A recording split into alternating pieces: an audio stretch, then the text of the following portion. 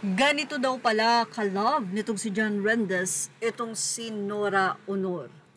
Well, kamakailan lamang din matapos nga ang pagpanaw ng superstar ay nagbahagi din itong si John Rendes kung paano o bakit niya minahal ang nasabi nga pong superstar. Ito'y dahil na rin daw sa nakita niyang kabutihan ng puso ng superstar o ni Ate Guy. Nakita niya daw kung paano tumanaw ng utang na loob at mahalin ni Ate Guy ang kanyang mga fans. Dito, nakita din ni John Rendes ang di umano'y napakababang loob kahit na sikat at kilala at napakamaraming fans ng superstar na si Nora Honor.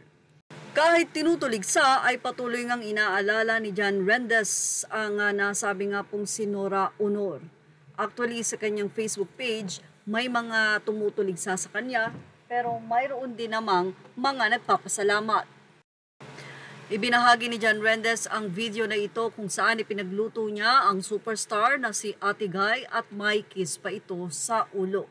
Sabi nga ng mga netizen, kahit anong looks, kahit anong maging buhay, career ni Nora ay nandoon si John Rendes for 34 years. Sa naging post si John Rendes noong April 29, sinabi niyang it's still hard to accept that our beloved superstar and national artist is gone. My greatest hurt is that I was not able to see her one last time before she was put into the ground by the time natakpan na po yung coffin niya. Ilang mga netizen tuloy ang nagsabi na hindi man lang daw binigyan ng chance si John Rendes na makapagsalita o makita man lang daw ang face ng superstar. Sana man lang daw ay kinonsidera kahit papano ng mga anak ni Nora Honor si John Rendes dahil ito ang nakasama ng matagal. Well, narito ang naging say ng mga netizen.